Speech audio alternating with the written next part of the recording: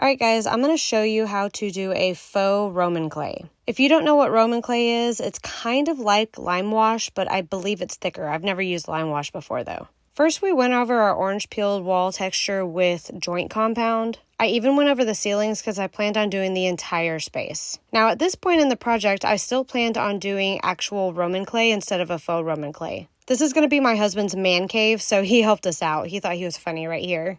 I think he stood there for a good 5 minutes on our time lapse. We applied this over the orange peel texture by rubbing joint compound on the walls with a large putty knife. We did this because Roman clay is a little bit expensive and I didn't want to waste product. And we got the whole room done. And then we went over all the walls with a light sanding just to smooth it out a bit. We got in the corners the best we could, but since this was only the first layer, I wasn't too worried about it. And because at this point I was still planning on using a dark Roman clay, I had some primer tinted dark, so that way when I added the Roman clay, the white wouldn't show through. And funny side note right here, I didn't just move that camera. It just fell perfectly in line with where I was in the room.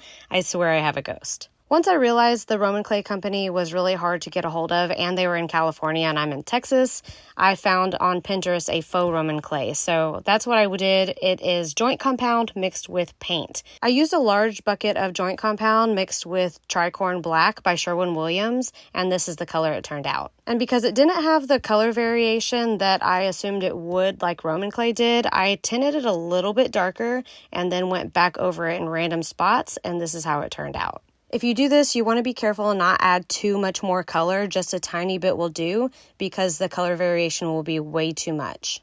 This is what the room looked like before we got the ceiling beams up. And yes, that is a fandelier right there, not just a chandelier, which means it has hidden blades up top and it's awesome.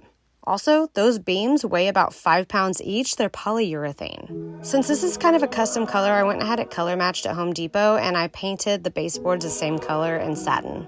And then because it's fun to see behind the scenes sometimes, at least in my opinion, this is a little behind the scenes for content creation.